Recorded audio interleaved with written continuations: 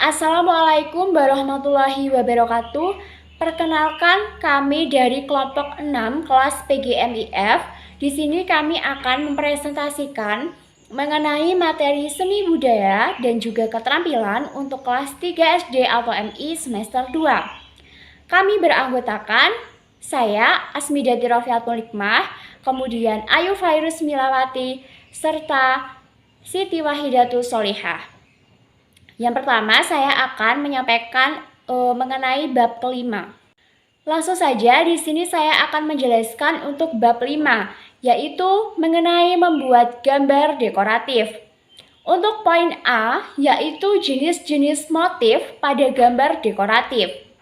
Gambar dekoratif sendiri adalah gambar hiasan dari gabungan beberapa motif. Gambar dekoratif banyak ditemukan pada benda karya kerajinan. Misalnya saja mulai dari kain batik, guci, dan perabotan rumah tangga. Gambar dekoratif memiliki motif beragam, misalnya motif hewan, tumbuhan, geometris, alam, figuratif, dan juga motif campuran. Yang pertama, saya akan menjelaskan terlebih dahulu mengenai motif tumbuhan. Di mana bentuk dari gambar dekoratif itu kan dapat berupa tumbuhan ataupun bagian-bagiannya. Motif tumbuhan itu juga banyak ditemukan pada kain batik dan juga ukiran. Contohnya adalah motif kain batik Pekalongan dan juga ukiran dengan motif tumbuhan. Yang kedua adalah motif hewan. Gambar dekoratif dapat mengambil bentuk-bentuk pada hewan, misalnya burung, kupu-kupu, gajah, kadal, dan juga ikan. Gambar dekoratif dengan motif hewan dapat ditemukan pada karya seni ukiran, kain batik, tenun, dan juga anyaman. Yang ketiga adalah motif geometris. Motif geometris merupakan motif yang menggunakan unsur-unsur garis dan juga bidang. Unsur-unsur garis tersebut meliputi garis lurus, lengkung, zigzag, garis gelombang, dan spiral. Sedangkan untuk unsur bidang seperti persegi, lingkaran, jajar genjang, dan sebagainya. Gambar dekoratif dengan motif geometris menggunakan bentuk-bentuk geometris yang dikreasikan sesuai imajinasi pembuatnya. Contohnya pada kain batik dan juga ukiran. Yang keempat adalah motif alam. Gambar dekoratif banyak pula yang menggunakan motif alam. Motif alam tersebut misalnya seperti awan, kemudian matahari, dan juga gunung. Gambar dekoratif dengan motif alam dapat ditemukan di berbagai benda seni seperti ukiran, wayang, dan juga kain batik. Yang kelima adalah motif figuratif atau manusia.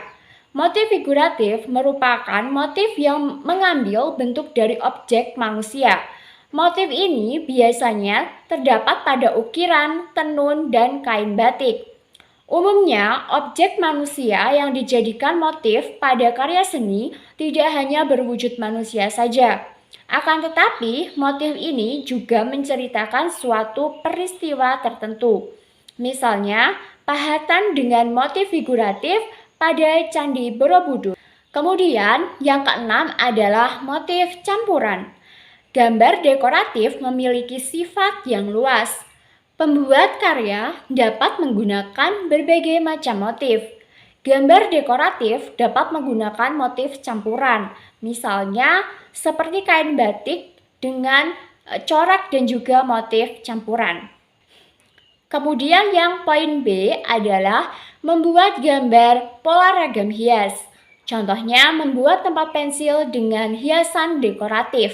Alat dan bahannya adalah pensil, gunting, lem kertas, pensil warna atau spidol, kertas karton atau manila, dan kaleng bekas permen ukuran kecil. Adapun langkah-langkahnya adalah sebagai berikut. 1. Gunting kertas karton atau manila tadi dengan ukuran 10 x 28 cm atau sesuai dengan tinggi dan lebar kaleng. 2. Gambarlah pola dekoratif pada kertas sesuai dengan kreasimu. 3. Warnai gambar dekoratif tersebut. Kemudian langkah yang keempat adalah tempelkan kertas dengan gambar dekoratif tersebut pada kaleng. Bab 6. Pola irama dan lagu. A. Pola irama. Pola adalah bentuk irama suara yang teratur dan berulang-ulang. Pola irama adalah bentuk suara dengan susunan nada tertentu dalam suatu birama yang terjadi secara teratur dan berulang-ulang. Pendeknya, pola irama adalah panjangnya bunyi. Irama dapat kita rasakan pada saat kita menyanyikan lagu.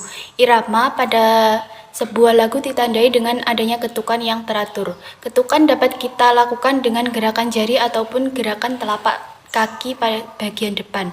Irama pada sebuah lagu ditunjukkan dengan birama. Terdapat macam-macam birama, yaitu 2/4, 3/4, 4/4, dan juga 6/8. Birama 2/4 adalah birama lagu yang dalam satu tanda birama terdapat 2 ketukan. Sedangkan birama 3/4 terdapat 3 ketukan, birama 4/4 terdapat 4 ketukan, dan yang terakhir adalah birama 6/8. Birama 6/8 ini adalah birama lagu yang dalam satu tanda birama terdapat 6 ketukan. Yang B, pola irama rata dan bervariasi. Pada setiap lagu, baik yang berbirama 3/4 maupun 4/4 memiliki pola irama yang berbeda-beda. Terdapat 2 pola irama, yaitu pola irama rata dan juga pola irama bervariasi. Yang pertama, pola irama rata, yaitu bentuk pola irama yang panjang pendek bunyinya terbagi rata atau sama. Yang kedua, pola irama bervariasi, yaitu bentuk pola irama yang panjang pendek bunyinya tidak sama atau tidak rata. Contohnya pada lagu Indonesia Raya. Nah, yang C, menyanyikan lagu wajib nasional. Lagu wajib nasional ini berkembang saat bangsa Indonesia berjuang merebut kemerdekaan. Lagu tersebut digunakan untuk menggelorakan semangat para pejuang kita sebagai penerus bangsa harus mengetahui dan bisa menyanyikan lagu wajib tersebut. Contoh lagu wajib nasional yang pertama Indonesia Raya ciptaan W.R. Supratman, yang kedua Hari Merdeka ciptaan Husein Mutahar, yang ketiga Maju Tak Gentar ciptaan Kornel Simanjuntak, dan lain sebagainya. Yang D, menyanyikan lagu daerah dengan iringan alat musik ritmis. Yang pertama, lagu daerah. Lagu daerah merupakan lagu yang berasal dari suatu daerah di Indonesia. Lagu daerah banyak sekali macamnya, ada lagu untuk orang dewasa, anak-anak, remaja, dan lagu untuk semua umur. Contohnya yang pertama Soleran asal dari Riau, yang kedua Jali-Jali dari DKI Jakarta, yang ketiga Jamuran dari Jawa Tengah, dan lain sebagainya. Yang kedua alat musik ritmis. Alat musik ritmis merupakan alat musik yang tidak bernada dan berfungsi untuk mengiringi lagu. Beberapa alat musik tersebut dimainkan dengan cara dipukul, contohnya adalah kendang dan juga gong. Bab 7. Dinamika gerak tari.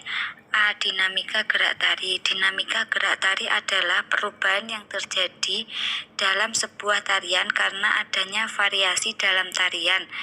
Cepat lambatnya atau kuat lembutnya sebuah tarian dan keras lemahnya iringan sebuah tarian merupakan dinamika sebuah tarian. Pada dasarnya gerak tari dibedakan menjadi 2 macam, yaitu gerak murni dan gerak maknawi. 1. Gerak murni adalah gerak yang tidak memiliki arti dan hanya bertujuan memperpindah tarian. Contohnya gerak gemulau tangan, kaki, kepala, dan seluruh anggota badan. 2. Gerak maknawi. Gerak maknawi adalah gerak tari yang memiliki makna atau tari. Gerak maknawi dapat kita lihat pada tari tradisional yang dilakukan tanpa menggunakan properti. Contohnya gerak menyapu, menyangkul, memanah, bercermin, mendayung, dan menebar benih. B. Dinamika gerak dalam tari tradisional. Dinamika gerak dalam tarian daerah berbeda-beda antara daerah satu dengan yang lain. Ada sebuah tari daerah yang gerakannya keras mulai dari awal sampai akhir tari. Ada juga tari daerah yang memiliki gerakan lemah lembut dari awal sampai akhir. Selain itu, ada pula tari daerah yang memiliki gerakan campuran. Setiap daerah memiliki dinamika gerak tari. Dinamika gerak tari diperlukan untuk menarik perhatian penonton. C. Meragakan dinamika gerak dalam tari kreasi sendiri. Selain tari daerah, ada juga tari yang dapat kita ciptakan sendiri atau kreasi sendiri. Kita dapat meniru gerakan pada kegiatan sehari-hari. Contohnya, gerakan nelayan sedang melempar jala ke dalam air untuk mencari ikan dan gerakan petani menanam jagung. Bisa dilihat di slide selanjutnya.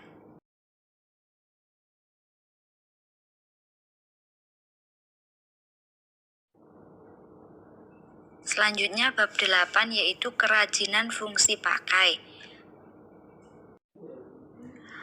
A. Karya kerajinan fungsi pakai. Kerajinan fungsi pakai adalah kerajinan yang dapat kita manfaatkan dalam kehidupan sehari-hari. Contohnya tempat tisu, tempat pensil, rak buku, dan bros. Bahan yang digunakan untuk membuat kerajinan fungsi pakai dapat berasal dari barang bekas, misalnya kaleng, kardus, dan botol bekas. B. Membuat karya kerajinan fungsi pakai. Bisa dilihat sendiri ya caranya seperti apa.